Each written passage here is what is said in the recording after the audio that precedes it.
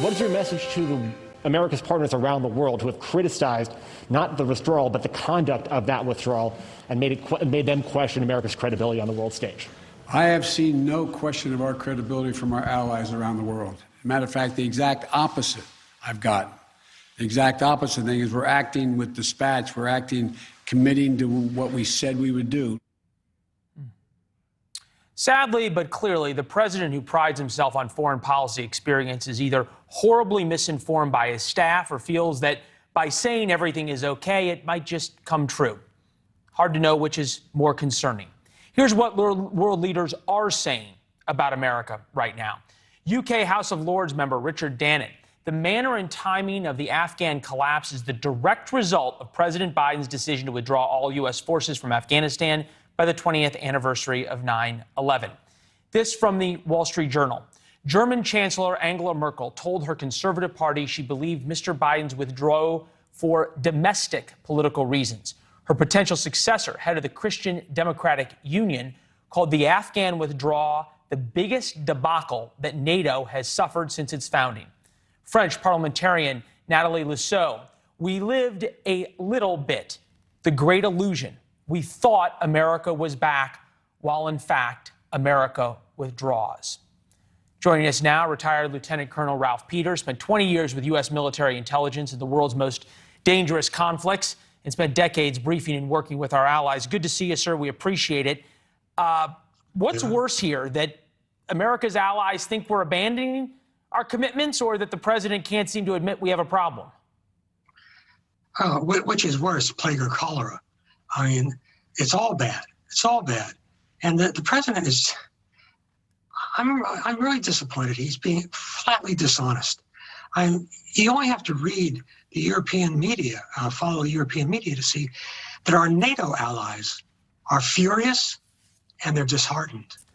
Our non-NATO allies are stretching around the world are worried that we won't be dependable. And I think really Angela Merkel is absolutely correct that Biden was enraptured with the symbolism of getting us out by the anniversary, the 20th anniversary of 9/11. And when you execute crucial strategic missions for a cheap win like that, you're always going to get in some sort of trouble. And this debacle is the correct word for this. This is, it's shameful, Leland. It's shameful. I mean, and I do not believe we're going to get all Americans out safely. I don't see how you can do it unless you have to reinvade at this point. And, frankly, what's really humiliating is we are hostages. Our people on the ground are hostages of the Taliban. We rely on their goodwill. This was probably the worst executed mission I've seen since Desert One back in the 70s. And that was small potatoes. Well, that was the attempt to go rescue the hostages that were in Iran that ended in disaster in the Iranian desert. Some people say the Bay of Pigs also you have to go back to find a fiasco. Of this scale. Yeah, of this scale. This is worse than the Bay of Pigs. More people are going to die than died at the Bay of Pigs. More probably have already died. And this is American citizens. Our government exists. Not just to collect taxes, that's important, but it exists to protect American citizens and American interests. Yeah. And you talk about American interests, and President Biden sort of said, look, America no longer has an interest in Afghanistan because al-Qaeda is gone. Take a listen. What interest do we have in Afghanistan at this point with al-Qaeda gone? We went to Afghanistan for the express purpose of getting rid of al-Qaeda in Afghanistan, as well as getting Osama bin Laden. And we did. Is he correct? Well, strategically, yes, he is correct. I absolutely correct in that Afghanistan itself has no intrinsic strategic value to the United States. Just because Afghanistan was important to the British defense of India in the 19th century does not mean it's strategically critical. I guess what I was saying is he correct that the al-Qaeda is gone? Because at least the CIA reports, even past couple of months, say al-Qaeda is alive, well, and reconstituting, and now you've got a couple of hundred or 1,000 ISIS prisoners out of Bagram Air Force Base prison, and the terrorist gangs can get the old gang back together. Well, the gang never broke up. It just moved. I mean, we did hammer al-Qaeda severely in Afghanistan and elsewhere. But the force of Islamist fundamentalist extremism has caught fire. It's now in northern Mozambique, near the southern tip of Africa. It's in West Africa. It's trying to make inroads in Latin America. Not much success so far. It's certainly going to spread. And, right now the Chinese and Russians are gloating, Leland, at America's embarrassment or humiliation. And now they're going to inherit this mess. And I wish them well. China thinks it's going to just move in. Anybody who tries to profit from Afghanistan is going to get burned.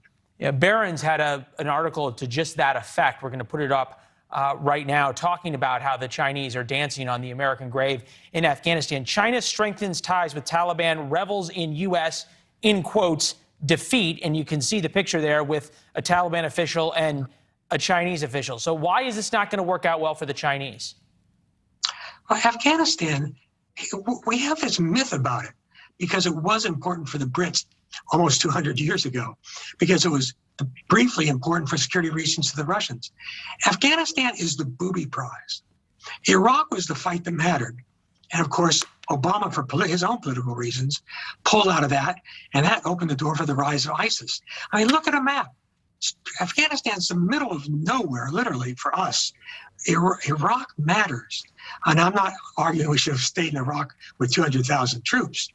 But you've got to use strategic sense.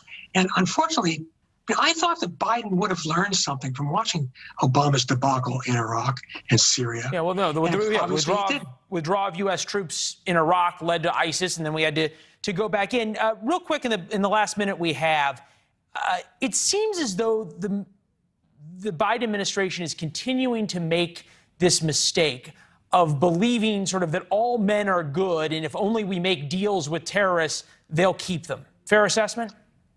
I think that's one of their great illusions. That's the great overeducated American illusion. The idea that all men want peace. Leland, those Taliban thugs in the streets of Kabul are having the time of their lives. They can beat women. They can kill them if they're out of camera range. They can kill men. They're like little tin gods, and they are reveling in it. The idea that all men want peace is absolute nonsense. At least the ferocious minority of human beings thrive on sadistic violence, on killing, on tormenting and torturing other human beings. And you don't learn that at the Kennedy School. You don't learn that at Harvard College. You don't learn it at Bryn Mawr. Yeah, you don't learn it at Fletcher either. You learn it the way you did it, which is out in the field in Pakistan and throughout Southeast Asia and the rest of the places that people who are far braver than I go to figure out what's really going on in the world. Colonel, we're always glad for your time and your expertise. Good to see you.